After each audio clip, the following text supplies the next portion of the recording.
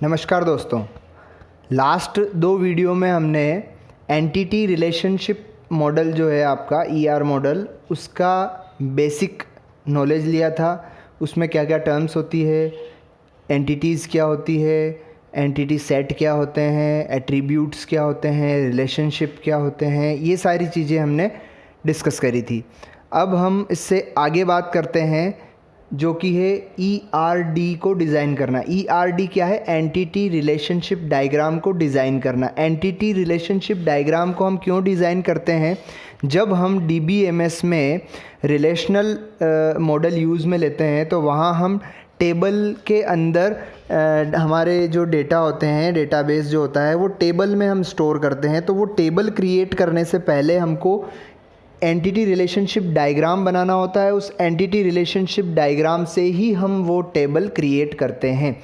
तो entity relationship diagram बनाने के लिए हमारे पास प्रॉब्लम होती है, या हम कहें कि हमारे पास डेटाबेस होता है। डेटाबेस से रिलेटेड जो चीज़ें होती है उनसे हम डेटाबेस बनाने के लिए एक मतलब एंटिटीज़ उसमें से प्रॉब्लम में से फाइंड आउट करते हैं। उसमें प्रॉब्लम में से हम एट्रीब्यूट्स फाइंड आउट करते हैं। उस प्रॉब्लम में से हम एंटिटी के रिलेशंस फाइंड आउट करते हैं और उसके बाद हम टेबल क्रिएट करते हैं। तो इसकी स्टेप्स क्या होती है हम देखें। एंटिटी रिलेशनशिप डायग्राम को डिज़ाइन करने की जो स्टेप्स हैं वो क्या क्या हैं। सबसे पहली स्टेप है आइडेंटिफाई द एंटिटीज़। जो प्रॉब्लम है उस प्रॉब्लम में से एंटिटी को आइडेंटिफाई करना, उस प्रॉब्लम में से रिलेशनशिप को आइडेंटिफाई करना। यहाँ ये ध्यान रखें आप, रिलेशनशिप और रिलेशन में अंतर है। यहाँ पर रिलेशन जब हम कहेंगे तो यहाँ पर DBMS के अंदर रिलेशन का मतलब होगा टेबल और रिलेशनशिप का मतलब होगा एंटिटीज़ के बीच में जो रिलेशनशिप है वो। तो दूसरी स्टेप है रिलेशनशिप फाइंड आउट करना। तीसरी स्टेप है जो हमने एंटिटीज़ निकाली है उस एंटिटी में से प्राइमरी की को आइडेंटिफाई करना। प्राइमरी की एट्रीब्यूट, ऐसा एट्रीब्यूट जो कि आपके जो रिकॉर्ड हैं, आपकी जो रो हैं या आपके जो टपल हैं उनकी एकल पहचान कराता है, या जो यूनिक आइडेंटिफायर होता है वो प्राइमरी की एट्रीब्यूट होता है। उसको सबसे पहले हम निकालेंगे। उसके बाद में अदर रिलेवेंट एट्रीब्यूट्स, यानी कि हर एक एंटिटी के एट्रीब्यूट्स क्या क्या होंगे ये निकालेंगे। हम ऐसा कह दें कि एट्रीब्यूट्स निकालेंगे। उन एट्रीब्यूट्स में से प्राइमरी एट्रीब्यूट्स कौन सा होगा वो निकाल लेंगे, ठीक है। और पांचवी स्टेप होगी आपकी कंप्लीट ER डायग्राम को ड्रॉ करना। तो हम शुरू करते हैं इसको स्टेप फर्स्ट के साथ। उससे पहले प्रॉब्लम को हम जानते हैं। एक एग्ज़ाम्पल हम लेते हैं कि हमारे पास कुछ कंडीशंस दी हुई है या हमको डेटाबेस बनाना है एक बैंक का। अब उस बैंक के डेटाबेस के लिए हमारे पास कंडीशन है। क्या क्या कंडीशन है कि सबसे पहली कंडीशन आपकी है there are multiple banks and each bank has many branches. बहुत सारे बैंक हैं और हर एक बैंक की बहुत सारी ब्रांचेस हैं। अब यहाँ हमारी देखो फर्स्ट स्टेप है आइडेंटिफाई द एंटिटीज़। तो हम प्रॉब्लम पढ़ने के साथ ही यहाँ पर एंटिटीज़ को आइडेंटिफाई करते हुए चलेंगे। तो पहला जो स्टेटमेंट है वो है there are multiple banks and many branches. तो यहाँ पर एंटिटी क्या हुई? एंटिटी क्या होती है? एंटिटी होती है रियल वर्ल्ड ऑब्जेक्ट, ऐसा ऑब्जेक्ट जिसका रियल वर्ल्ड में जो मौजूद है, ऐसा ऑब्जेक्ट। तो देखो इस लाइन में बैंक मौजूद होता है, फिजिकल एंटिटी है। ब्रांच मौजूद होता है, फिजिकल एंटिटी है। तो ये एक एंटिटी हो गई बैंक, दूसरी एंटिटी हो गई ब्रांच। दूसरा स्टेटमेंट है each branch has multiple customer. तो अब इसमें ब्रांच एक एंटिटी हमने पहले ले ली, तो अब कौन सी एंटिटी है इसमें? कस्टमर, ठीक है। तीसरा स्टेटमेंट है customer have various types of account in any branch. इसमें कौन सी एंटिटी दी हुई है हमको? अकाउंट, क्योंकि अकाउंट भी फिजिकली जो है मौजूद होता है, बैंक अकाउंट। चौथा स्टेटमेंट आपको दिया हुआ है some customers also have taken different types of loan. तो एक लोन यहाँ पर एंटिटी हो गई फ्रॉम दीज बैंक ब्रांचेस, ठीक है। Customers have multiple account and loan, इसमें कोई भी नई एंटिटी नहीं है, हमने पहले सभी को कंसिडर कर लिया। तो एंटिटीज़ क्या हुई? बैंक, ब्रांच, कस्टमर, अकाउंट और लोन। तो पहली स्टेप हमारी हो गई identify entities, bank, branch, customer, account और लोन। दूसरी स्टेप हमारी है identifying relationship. Identify relationship, relationship को आइडेंटिफाई करना। तो यहाँ पर जो हमारी एंटिटीज़ थी उनका रिलेशन हमको निकालना है। कौन कौन सी एंटिटीज़ थी? Bank, branch. तो पहला रिलेशन हो जाएगा बैंक और ब्रांच का, ब्रांच और लोन का दूसरा रिलेशन हो जाएगा, तीसरा रिलेशन ब्रांच और अकाउंट का हो जाएगा, चौथा रिलेशन लोन और कस्टमर का हो जाएगा और अकाउंट और कस्टमर का। ये रिलेशन हमको यहाँ से मिले हैं। बैंक से ब्रांच का रिलेशन है, ब्रांच से लोन और अकाउंट का रिलेशन है, और कस्टमर का लोन और अकाउंट से रिलेशन है। इस तरीके से यहाँ पर 5 रिलेशन निकल के आए। रिलेशन को देखने से पहले हम एक बार रिकॉल कर लें हमारे रिलेशनशिप कार्डिनलिटी को। यहाँ पर हमने देखा था, क्या देखा था कि ये 4 टाइप की रिलेशनशिप होती है हमारी। मैंडेटरी 1, इसको हम ऐसे शो करते हैं, यानी कि इसमें मैंडेटरी यानी कंपलसरी है एक का होना। मैंडेटरी मैनी, एक मैंडेटरी है, बहुत सारे रिलेशन हो सकते हैं लेकिन कम से कम एक होना चाहिए। ऑप्शनल 1 यानी कि ज़्यादा से ज़्यादा एक हो सकता है, वो भी ऑप्शनल है। ऑप्शनल मैनी, बहुत सारे रिलेशन हो सकते हैं लेकिन ऑप्शनल है, नहीं हो ज़रूरी नहीं है, 0 भी हो सकता है। तो यही रिलेशन हम यहाँ पर लेंगे काम में आपके। देखो, बैंक टू ब्रांच, बैंक और ब्रांच का रिलेशन, यहाँ क्या रिलेशन है? एक बैंक की बहुत सारी ब्रांच हो सकती है, तो 1 to many रिलेशन है। ये हमने यहाँ बना दिया, ये बैंक लिया, ये ब्रांच लिया और हैज़ लगा दिया बीच में, ये रिलेशन है। तो यहाँ पर हमने लगाया है मैंडेटरी 1, यानी कि ब्रांच होने के लिए कम से कम एक बैंक होना मैंडेटरी है, और एक ब्रांच की बहुत सारी, मैनी टू 1 to many, एक बैंक के बहुत सारी ब्रांचेस। तो मैंडेटरी लगाया हमने, मैनी ब्रांचेस, बहुत सारी ब्रांच हो सकती है लेकिन मैंडेटरी है, एक होना चाहिए। ठीक है। दूसरा रिलेशन ब्रांच टू लोन, ये भी 1 to many रिलेशन है हमारा। ठीक है। तो ब्रांच और लोन, ये ब्रांच ये लोन, इसका रिलेशन हमने बनाया है 1 to many। यहाँ पर 1 अपन ने 1 को ये किया है, कंपलसरी किया है 1 को, है ना, मैंडेटरी 1 किया। ब्रांच, एक ब्रांच होनी चाहिए तभी लोन मिलेगा।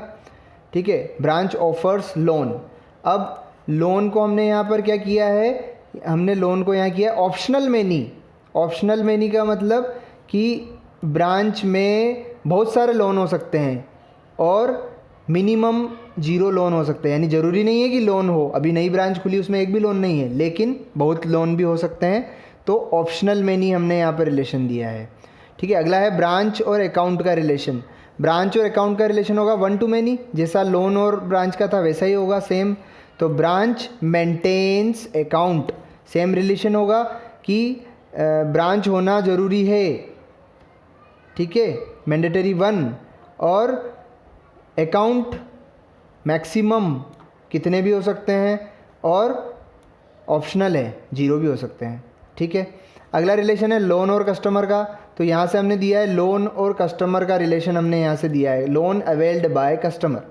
ये मैनी टू मैनी रिलेशन है, यानी कि एक कस्टमर के बहुत सारे लोन हो सकते हैं और एक लोन के बहुत सारे कस्टमर होते हैं। लोन मतलब लोन का टाइप, यानी होम लोन हो गया जैसे, तो होम लोन बहुत सारे कस्टमर के पास हो सकता है, एक कस्टमर के पास एक से ज़्यादा होम लोन भी हो सकता है।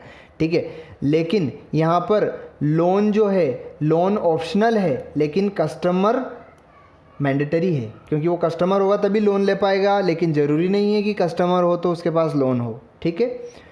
इसी तरीके से अकाउंट और कस्टमर का रिलेशन भी मैनी टू मैनी रिलेशन है, लेकिन यहाँ पर दोनों तरफ मैंडेटरी होगा, यानी कि अगर उसका अकाउंट है तो वो कस्टमर होगा, ज़रूरी है, और वो कस्टमर होगा तभी उसका अकाउंट होगा, यानी कि लोन होना ज़रूरी नहीं है लेकिन अकाउंट होगा तभी वो कस्टमर होगा।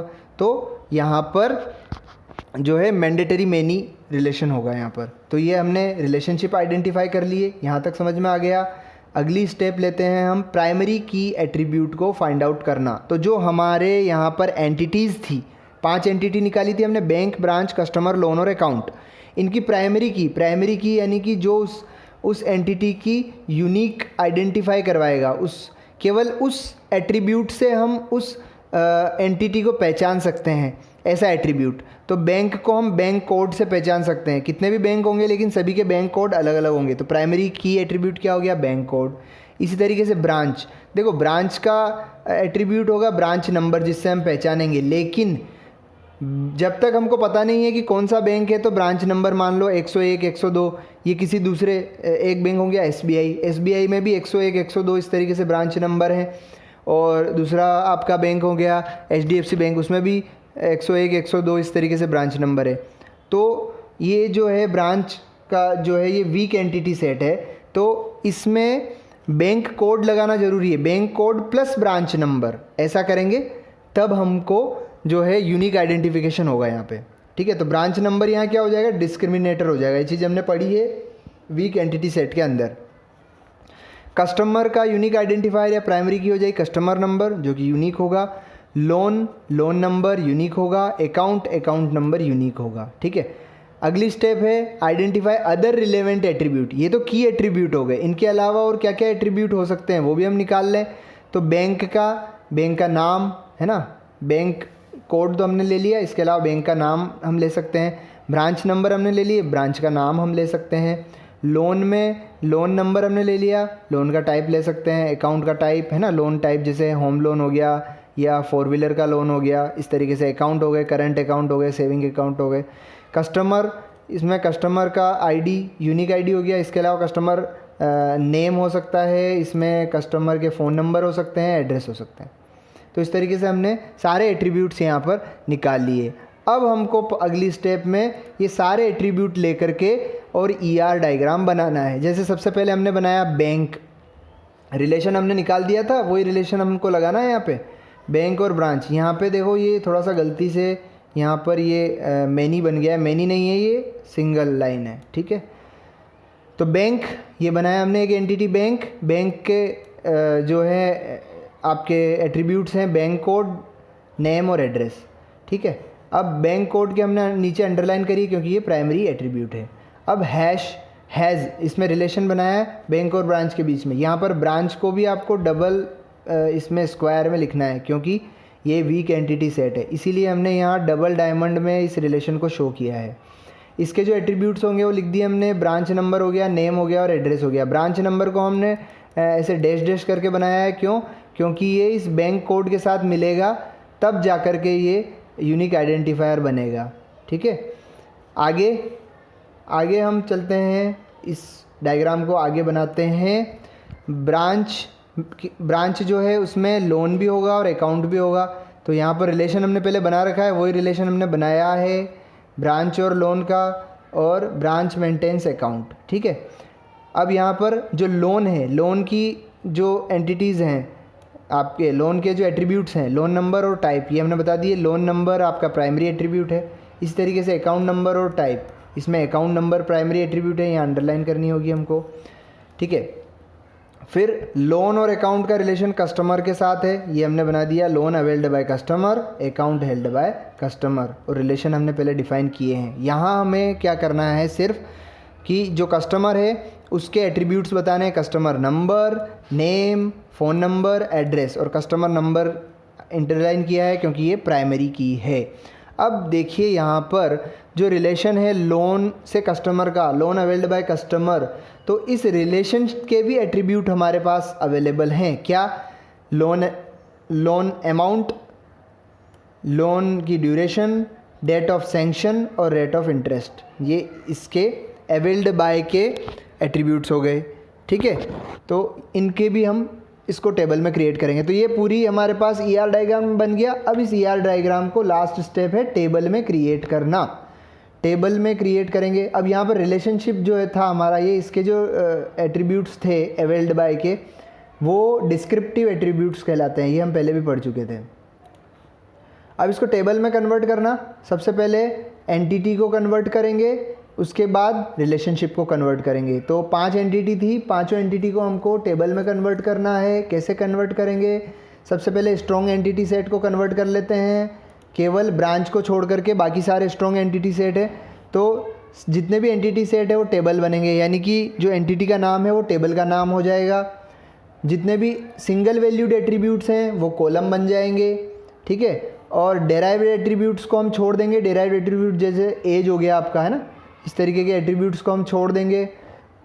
कंपोजिट एट्रीब्यूट अगर है तो उनको हम कंपोनेंट बना करके लिखेंगे, यानी कि जैसे नेम है, फर्स्ट नेम लास्ट नेम, तो उनके दो अलग एट्रीब्यूट बना देंगे, फर्स्ट नेम अलग एट्रीब्यूट बना देंगे, लास्ट नेम अलग एट्रीब्यूट बना देंगे। मल्टीवैल्यूड एट्रीब्यूट अगर होगा तो उसके लिए सेपरेट टेबल बनानी पड़ेगी, क्योंकि उसमें वैल्यूज़ देनी होगी, मल्टी वैल्यूज़ क्या क्या हो सकती है, और प्राइमरी की को यहाँ पर हमको डिफ़ाइन करना होगा। इस तरीके से हम टेबल बना लेंगे। जैसे हम देखते हैं यहाँ पर ये बैंक के लिए टेबल बनाइए, तो टेबल का नाम हो गया बैंक, इसके कॉलम क्या क्या होंगे, बैंक कोड, नेम और एड्रेस, 3 कॉलम हो जाएंगे, और बैंक कोड क्या हो जाएगा, प्राइमरी की हो जाएगा। ठीक है, इस तरीके से लोन, तो loan number, loan type, loan number primary की हो जाएगा। कस्टमर वाली टेबल में कस्टमर नंबर प्राइमरी की हो जाएगा, बाकी ये सारे कॉलम है, customer number, name, phone number, address. Account table बनेगी, इसमें account number, account type 2 column होंगे, और अकाउंट नंबर आपका क्या होगा, यहाँ पर प्राइमरी की होगा। अब हम चलते हैं जो वीक एंटिटी सेट था उसको कन्वर्ट करें। तो वीक एंटिटी सेट को कन्वर्ट करने के लिए कह रहा है कि वीक एंटिटी सेट की टेबल में स्ट्रॉन्ग एंटिटी सेट की प्राइमरी की फॉरेन की तरह काम करेगी। हम पहले पढ़ चुके हैं कि फॉरेन की के साथ इसकी की को मिक्स करेंगे तब इसकी प्राइमरी की बनेगी वीक एंटिटी सेट की। तो वीक एंटिटी सेट हमारे पास कौन सा था, ब्रांच, उसकी टेबल बना लेते हैं। तो टेबल का नाम हो जाएगा ब्रांच। अब ये बैंक कोड, ये क्या हो गया आपकी, ये हो गई आपकी फॉरेन की, क्या हो गई, फॉरेन की, क्योंकि ये कहाँ से आ रही है, ये इस टेबल से आ रही है की। ठीक है, और इसकी की हम लेंगे ब्रांच नंबर, तो ये दोनों मिलकर के प्राइमरी की बना देंगे ब्रांच वाली टेबल की। ठीक है, इसके अलावा नेम और एड्रेस, तो इसमें 4 कॉलम हो जाएंगे। ठीक है, अब जो टेबल हमने बना ली है किसकी, एंटिटी की। अब जो रिलेशनशिप थे उनकी टेबल बनानी है। तो रिलेशनशिप में देखो मैनी टू मैनी रिलेशनशिप यहाँ पर है, उनकी सेपरेट टेबल हमको बनानी पड़ेगी। जैसे लोन और अकाउंट, ये मैनी टू मैनी रिलेशन थे, तो इनकी हमको अलग से टेबल बनानी होगी। यहाँ जो की एट्रीब्यूट्स होंगे रिलेशन के, वो टेबल के एट्रीब्यूट हो जाएंगे। जैसे एक टेबल बनेगी लोन डिटेल, लोन डिटेल में क्या क्या आएंगे, loan number, customer number, date of sanction, interest rate, loan amount और ड्यूरेशन। यानी कि यहाँ पर जो मैनी टू मैनी रिलेशनशिप होता है, ये केवल मैनी टू मैनी रिलेशनशिप की ही हम टेबल बनाएंगे ना, 1 टू मैनी रिलेशनशिप वालों की टेबल नहीं बनाएंगे। तो मैनी टू मैनी 2 जगह थे, लोन में और अकाउंट में थे। यहाँ पर जो एट्रीब्यूट्स होंगे वो जो प्राइमरी एट्रीब्यूट्स हैं उनको लेना है हमको। ठीक है, और उनके अलावा अगर रिलेशनशिप के एट्रीब्यूट है ना, जिनको कि डिस्क्रिप्टिव एट्रीब्यूट्स कहते हैं, तो उनको लेना है, नहीं है तो खाली प्राइमरी एट्रीब्यूट्स लेने हैं। तो लोन डिटेल के अंदर लोन का कस्टमर से रिलेशन था, तो लोन जो हमारी टेबल थी उसका प्राइमरी की थी लोन नंबर, कस्टमर की प्राइमरी की थी कस्टमर नंबर, ये दोनों ले लिए। इसके अलावा लोन अवेल्ड बाय कस्टमर, ऐसा रिलेशन हमने बनाया था, और उस रिलेशन की जो है यहाँ पर अगर हम देखें उस रिलेशन के डिस्क्रिप्टिव एट्रीब्यूट्स थे यहाँ पर, ये लोन अवेल्ड बाय कस्टमर, तो अवेल्ड बाय इसके डिस्क्रिप्टिव एट्रीब्यूट्स थे ये चारों, तो इन चारों को भी लेना है। यहाँ पर अकाउंट हेल्ड बाय कस्टमर, तो यहाँ पर नहीं है तो नहीं लेंगे, यहाँ पर खाली अकाउंट नंबर लेंगे और कस्टमर नंबर लेंगे। ठीक है, तो इस तरीके से 2 टेबल बन जाएगी। तो हम देखते हैं यहाँ पर जो हमारी टेबल बनी है लोन डिटेल वाली, तो इसमें क्या लिया है हमने, लोन डिटेल, लोन नंबर ये इसकी प्राइमरी की, लोन वाले की, कस्टमर वाले की प्राइमरी की, और लोन अवेल्ड बाय जो रिलेशन था उसके जो एट्रीब्यूट्स थे डिस्क्रिप्टिव एट्रीब्यूट्स, ये चारों ले लिए हमने, date of sanction, interest rate, loan amount और ड्यूरेशन। ठीक है, अगली टेबल हम बनाएंगे अकाउंट होल्डर के नाम से, जिसमें कि ये रिलेशन किसका है, अकाउंट का और कस्टमर का, तो दोनों की प्राइमरी की ले लेंगे। अकाउंट टेबल की प्राइमरी की कस्टमर नंबर और अकाउंट की अकाउंट नंबर। यहाँ पर कोई भी रिलेशन का डिस्क्रिप्टिव एट्रीब्यूट्स नहीं है तो वो नहीं लेंगे। तो इस तरीके से ये हमारी टेबल बन गई, 5 तो एंटिटी की टेबल बन गई और 2 मैनी टू मैनी रिलेशन की टेबल बन गई। अब ये जो बन के आया है इसको हम ड्रॉ कर लेते हैं टेबल वाइज। तो देखो यहाँ पर कितनी टेबल बनी है हमारी, पहली बैंक, दूसरी ब्रांच, तीसरी लोन, अकाउंट, कस्टमर, ये 5 तो हमारी वो थी। इसके अलावा अकाउंट होल्डर और लोन डिटेल, ये रिलेशन की टेबल बन के आ गई, और इनके एंटिटी के नाम हमने लिख दिए इसमें। एंटिटी जैसे टेबल हो गई पहली बैंक, इसके कॉलम हो गए 3, बैंक कोड, नेम, एड्रेस, ये प्राइमरी की है, इंडरलाइन कर दिया। इस तरीके से ब्रांच में 2 प्राइमरी, 2 एक फॉरेन की और ये मिलकर के प्राइमरी की बनेगी लोन वाली टेबल।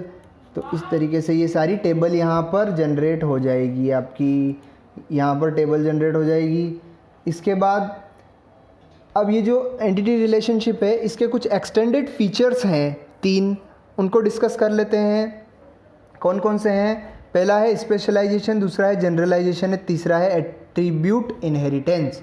स्पेशलाइजेशन क्या होता है? देखो, अगर कोई एंटिटी है उसको अगर आप सब ग्रुप में बांट रहे हो, अगर एक एंटिटी से 2 एंटिटी सेट और बना रहे हो, एक एंटिटी सेट से 2 एंटिटी सेट और बना रहे हो, सब ग्रुप बना रहे हो, तो उसको कहते हैं स्पेशलाइजेशन। और इसको ऐसे ट्राइंगल से शो करते हैं इज़ ए लिख कर के अंदर। इसका मतलब होता है इज़ ए रिलेशनशिप सेट। कैसे? यहाँ पर नीचे एग्जांपल लिया है हमने, जैसे अकाउंट को अगर हम बांटें तो करंट और सेविंग 2 टाइप के हमने बांट दिए। तो account is a current saving, ये आपका क्या हो गया? एक स्पेशलाइजेशन हो गया। अब इसमें करंट के account number, balance, interest rate, ये सारे क्या हो गए? इसके एट्रीब्यूट्स हो गए। इसी तरीके से सेविंग वाले के account number, balance, overdraft limit, ये इसके एट्रीब्यूट हो गए। ठीक है, तो यहाँ पर 2 एंटिटी सेट बन गए। एक तो हायर लेवल एंटिटी सेट हो गया अकाउंट, और इससे जो सब क्लासेस बनी है वो लोअर लेवल एंटिटी सेट हो गए। तो इसको हम बोलते हैं स्पेशलाइजेशन, और ये होता है टॉप टू डाउन अप्रोच।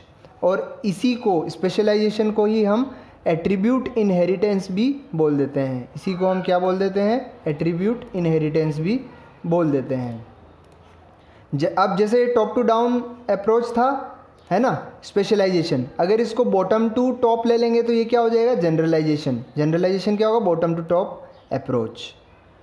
अब इसमें कंस्ट्रेंट क्या होंगे? जनरलाइजेशन के कंस्ट्रेंट इसमें होंगे एट्रीब्यूट डिफाइन कंस्ट्रेंट और user define constraint. Attribute define constraint ऐसे कंस्ट्रेंट होंगे जो कि एट्रीब्यूट के द्वारा डिफाइन हो रहे हैं, है ना।